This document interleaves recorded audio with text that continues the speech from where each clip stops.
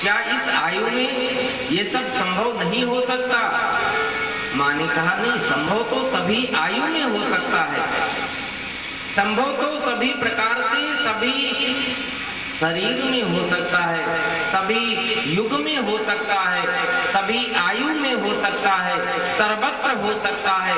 ऐसा कुछ नहीं जो कार्य असंभव हो। रामचरितमानस में प्रसंग में वर्णन आता है, महाराज गरुड़ जी ने काकभुसुंडी जी से पूछा, मेरे सारे संशय तो समाप्त हो गए, लेकिन अब भी कुछ संशय बने हुए हैं, बताओ। बोले कौन? गरुड़ जी ने कहा, मेरे अभी 7 प्रश्न बाकी हैं। और पहला प्रश्न पूछा, प्रथम ही कहूं नाथ मति धीरा,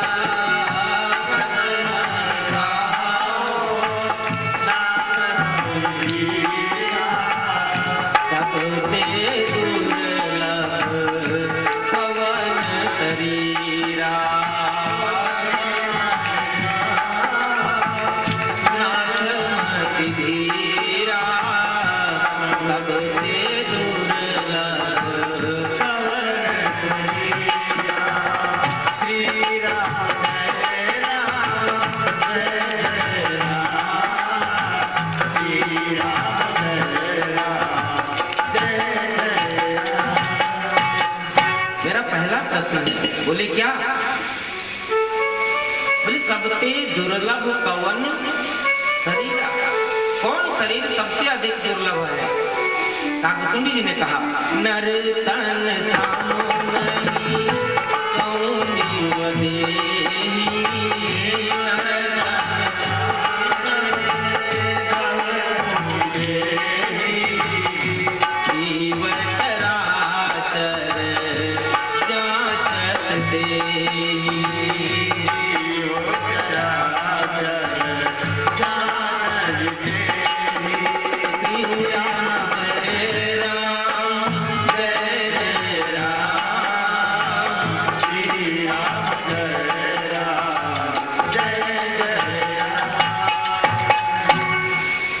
गरुड़ जी महाराज ने तो बात पकड़ ली।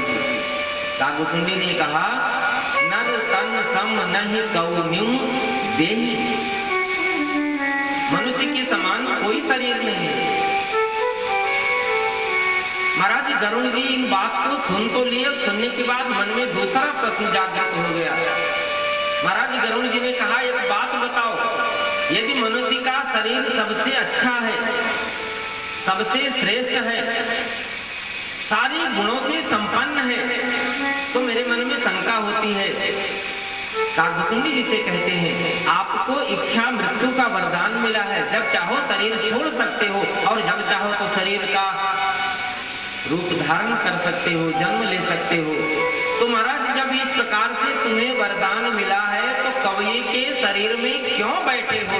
कौवे के शरीर को छोड़कर मनुष्य के शरीर की प्राप्ति क्यों नहीं कर लेते?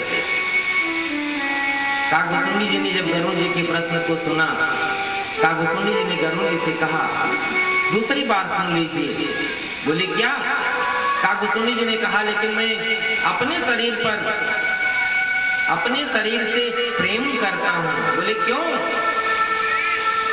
काकभुसुंडी जी ने कहा, सोई पावन सोई सुभग शरीरा,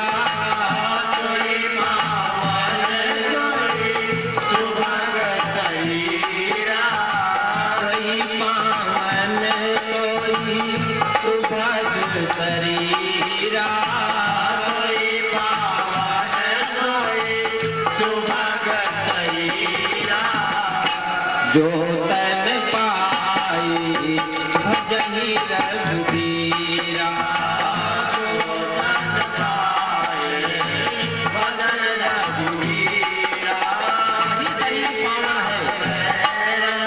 वही शरीर सौभाग्यशाली है, सोई पावन सोई सुभग शरीरा, वही सौभाग्यशाली है, वही पावन है। कौन? जिस शरीर में भगवान का भजन करते बन जाए, जिस शरीर से भगवान की प्राप्ति हो जाए। विष्णु जी ने कहा, मुझे कौवे के शरीर में रहकर भगवान का भजन करते बना, कौवे के शरीर में रहकर भगवान की प्राप्ति हुई, मैं इस शरीर से प्रेम करता हूँ। मैया सुनीति ने अपने पुत्र 5 वर्ष की आयु वाले ध्रुव को बताया, बेटा संसार में किसी आयु का बंधन नहीं, किसी भी आयु में भगवान को पाया जा सकता है। गीता में एक श्लोक भगवान ने अर्जुन से कहा है, भगवान ने अर्जुन से कहा, हे अर्जुन, पत्रम पुष्पम फलम तोयम यो मे भक्त्या प्रयच्छति तदहम भक्त्युपहृतमस्नामि प्रयतात्मनः। हे अर्जुन, मुझे जो मनुष्य पत्र से, पुष्प से, फल से, जल से प्रेम पूर्वक प्रीति सहित मुझे अर्पण करता है, मेरी पूजा करता है, मैं उस प्रेम सहित अर्पण किए हुए वस्तु के साथ जो उसका प्रेम है वो ग्रहण कर लेता हूँ और मैं प्रसन्न हो जाता हूँ। पत्रम पुष्पम फलम तोयम यो मे भक्त्या प्रयच्छति तदहम भक्त्युपहृतमस्नामि प्रयतात्मनः। मैं प्रसन्न हो जाता हूँ उस वस्तु के साथ रखे हुए प्रेम को ग्रहण करके।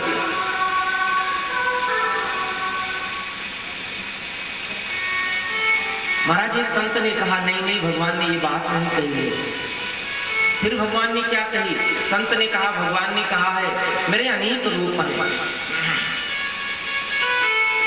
यदि आपको विष्णु भगवान के रूप को प्रसन्न करना है तुलसी का पत्र चढ़ा दो, शिव भगवान के स्वरूप को प्रसन्न करना है बेल्लो पत्र चढ़ा दो, मेरे किसी भी स्वरूप को प्रसन्न करना है मुझे कोई पुष्प अर्पण कर दो, किसी भी स्वरूप को प्रसन्न करना है फल अर्पण कर दो, मुझे अपने पितरों के रूप में प्रसन्न करना है, मुझे आदि नारायण सूर्य भगवान के स्वरूप में प्रसन्न करना है तो मुझे जल से प्रसन्न कर दो। एक संत ने कहा, नहीं ये बात नहीं है, मेरी समझ में आती है बात वो सही है, चलो उन संतों का भी सुन लेता हूँ। संत ने कहा, भगवान ने कुल मिलाकर के ये बताया है मनुष्य की 4 आयु होती हैं, शैशव अवस्था बाल्यकाल, पौगंड अवस्था थोड़ी और बड़ी हुई अवस्था, युवा अवस्था और वृद्ध अवस्था। महाराज भगवान ने कहा जो पत्र है वो शैशव अवस्था है, 5 वर्ष की आयु तक मनुष्य पत्र की भांति होता है, पत्ते की भांति होता है। 5 वर्ष से लेकर 25 वर्ष तक पुष्प की भांति होता है, 25 वर्ष से लेकर 50 वर्ष तक फल की भांति होता है, 50 वर्ष के बाद वृद्धावस्था सारा जल की भांति सड़ा गला बिल्कुल बेकार होता है। भगवान ने कहा है चाहे 5 वर्ष की अवस्था में पत्र की भांति मेरे शरण में आ जाओ, 25 वर्ष की अवस्था तक पुष्प की भांति चाहे मेरे शरण में आ जाओ, 50 वर्ष की अवस्था तक फल की भांति चाहे मेरे शरण में आ जाओ, चाहे संसार की योग्यता समाप्त हो जाए तब भी वृद्धावस्था में मेरी शरण में आ जाओ। जब संसार तुम्हें जगह ना देता हो, जब संसार में तुम्हारी आवश्यकता ना रह जाए तब भी मेरे शरण में आ जाओ। पत्रम पुष्पम फलम तोयम यो मे भक्त्या प्रयच्छति। एक संत ने कहा, नहीं ये बात नहीं है, मेरे समझ में बात कुछ और आती है, आइए वो भी सुन लेते हैं। संत ने कहा, भगवान ने कहा है मुझे कोई मैया रुक्मणी की तरह पत्र लिखकर दे दे तो भी मैं स्वीकार कर लेता हूँ। पत्रम पत्र, पुष्पम भगवान ने कहा कोई मनुष्य नहीं गजराज की तरह डूबे हुए तालाब में यदि कहीं थोड़ी समय बची हुई जीवन का थोड़ा भी बचा हुआ है शेष समय तब भी कोई पुष्प लेकर एक बार कर ले फिर भी मैं उसके जीवन में आ जाता हूँ। गज की भांति भगवान कहते हैं कोई मुझे पुष्प अर्पण कर दे फिर भी मैं स्वीकार कर लेता हूँ। फल भगवान ने कहा मैं पांडवों का संदेश लेकर के महाराज दुर्योधन के राजमहल में पहुंचा।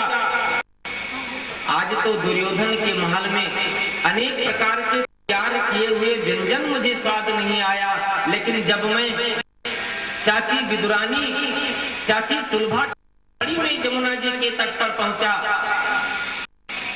तो आज तो महाराज उन्होंने प्रेम के आवेश में आकर के मुझे केले नहीं खिलाया है, केले को छील करके उसके खाने वाले भाग को जमीन में गिराया लेकिन छिलका मुझे खिलाया है। यदि कोई प्रेम से ऐसा फल भी मुझे खिला दे, चाहे मैं राम के रूप में जंगल में जानकी को ढूंढ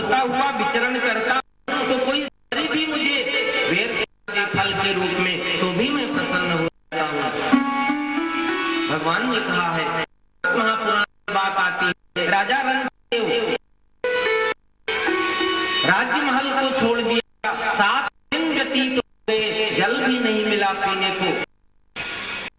लेकिन इस 7वें दिन जब थोड़ा कहीं मिला, जमीन में पड़ा हुआ और पीने के लिए से तैयार बनाते हैं। अब सामने से व्यक्ति आवाज दे दिया, मुझे प्यास लगी है, 7 दिनों से मैं भी पानी नहीं पिया हूँ। राजा अनंत देव ने कहा, बस पहले तू पी ले, पहले तेरे जीवन का प्यास बुझ जाए। बोले परिणाम क्या होगा? बोले मेरा प्यास पहले बुझ जाएगा। तो भगवान ने कहा है, पत्रम पुष्पम फलम तोयम यो मे दया। इस प्रकार से जो मेरी पूजा करता है, मैं करके बड़े ही प्रेम के साथ प्रीति पूर्वक ग्रहण करता हूँ। लेकिन हम तो अपनी कैसे कैसे भावनाओं में जीते हैं। भजन भी कई बार सुन लेते हैं, बड़ा अच्छा लगता है, कभी प्यारे को पानी, लेकिन सुधार नहीं आता। इस मनुष्य जीवन को सुधारना चाहिए। और इस मैया की नीति ने ध्रुव के समक्ष बना दिया है। कहा बेटा, तो मनुष्य जीवन में किसी भी आयु में किया जा सकता है, आयु का बंधन नहीं है। लेकिन इस आयु में घर छोड़कर जंगल में जाकर कैसे तप करोगे? जंगल में पशु रहते हैं और इतना ध्यान होता। अब तो माँ को थोड़ा डर लगा हुआ बालक के प्रति, लेकिन प्रेम में विह्वल भले हो जाए, किसी का त्याग नहीं करती है। ध्रुव ने कहा, तो क्या वो जगत केवल घर में रक्षा करते हैं, वन में? ने कहा नहीं, ऐसा नहीं। का पिता कहीं सीमा में रक्षा कर सकता है, लेकिन जगत पिता सर्वत्र रक्षा करता है। माँ, फिर मैं क्यों ना जंगल में चला जाऊं और जंगल में जाकर के भगवान का भजन करता हूँ। ध्रुव निश्चय कर लिया जाने के लिए। सुनीति ने सोचा,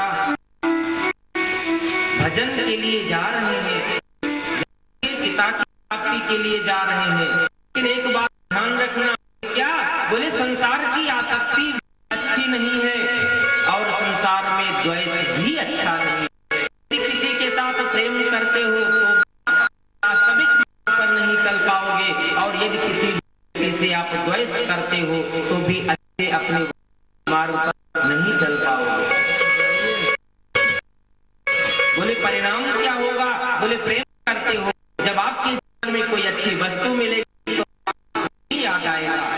द्वेष करते हो, जब आपके कोई सुख का क्षण होगा तो द्वेष के माध्यम से जिससे द्वेष करते हो याद आएगा। परिणाम होगा, जाएंगे। माने विचार किया,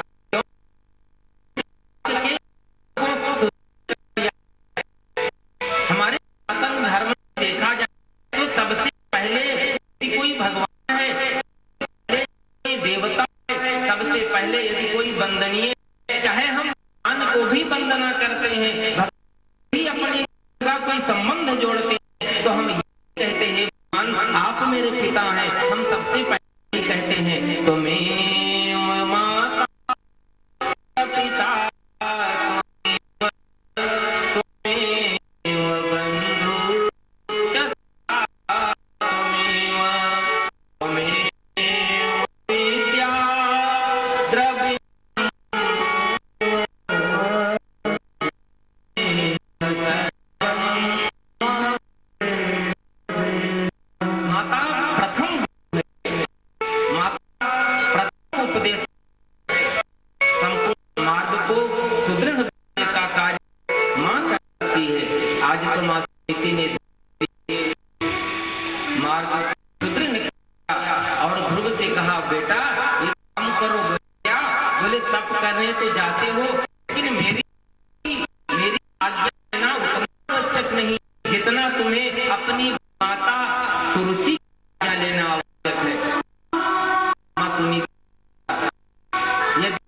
सुरुचि की आज्ञा लेते करके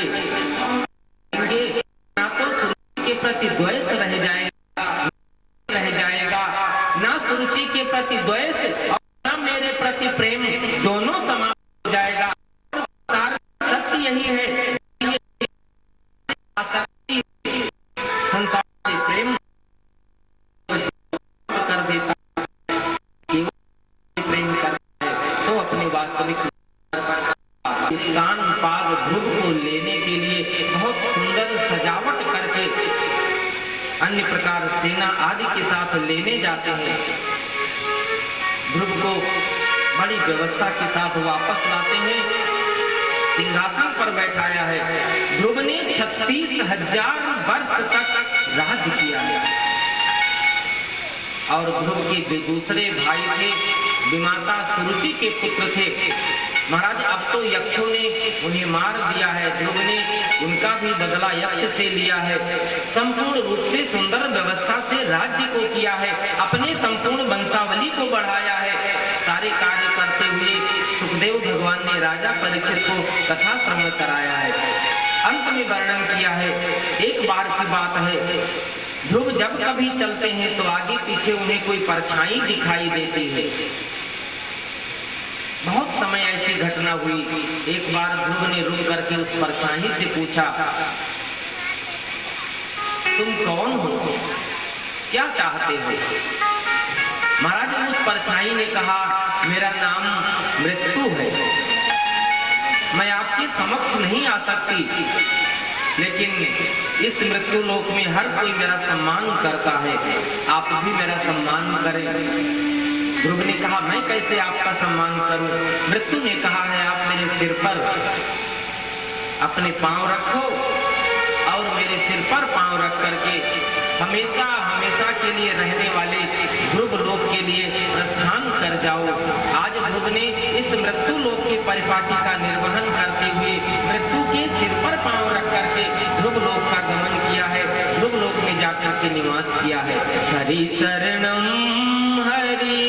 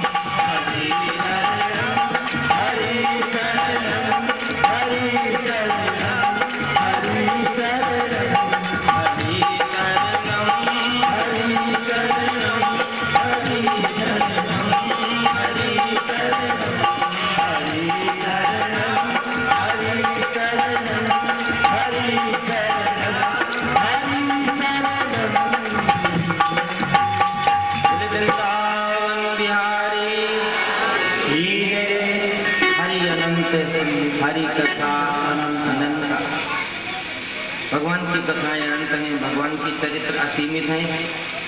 भगवान के किन्हीं कहीं चरित्रों को श्रवण करते हुए अन्य चरित्रों को, भगवान के शेष चरित्रों को प्रणाम करते हुए आगे चलते हैं। सुखदेव भगवान ने राजा परीक्षित के समक्ष महाराज मनु के पुत्र उत्तानपाद के समस्त वंशजों का वर्णन किया है, कथा श्रवण कराया है। आगे चल करके महाराज स्वयंभू मनु के दूसरे पुत्र हैं जिनका नाम है प्रियव्रत, और प्रियव्रत के पुत्र हैं जिनका नाम है आग्नेयद्र। आग्नेयद्र के पुत्र हैं जिनका नाम है नाभि, और नाभि के पुत्र हैं जिनका नाम है ऋषभदेव। इनकी कथाएं बहुत विस्तृत हैं। हम कथाओं को प्रणाम करते हुए चलते हैं, किन्हीं किन्हीं चरित्रों को श्रवण करते हैं। नाभि के पुत्र हैं जिनका नाम है ऋषभदेव। महाराज ऋषभदेव भगवान के 24 अवतारों में से एक अवतार है। ऋषभदेव भगवान ने जैन धर्म का प्रचार किया है। ऋषभदेव भगवान के 100 पुत्र हुए। महाराज उन 100 पुत्रों में से जो प्रथम 9 पुत्र हुए वे भगवान की उपासना करने के लिए, भगवान को प्राप्त करने के लिए योगी होकर के घर से चले गए। आगे चल करके वे 9 योगेश्वर कहलाए, और 81 पुत्र इकट्ठा एक ही बार घर से निकल करके भगवान का भजन करने के लिए वे भी चले जाते हैं। 8 पुत्रों को सिंहासन पर बैठाया, लेकिन महाराज बहुत दिनों तक उन्होंने भी राज्य नहीं किया।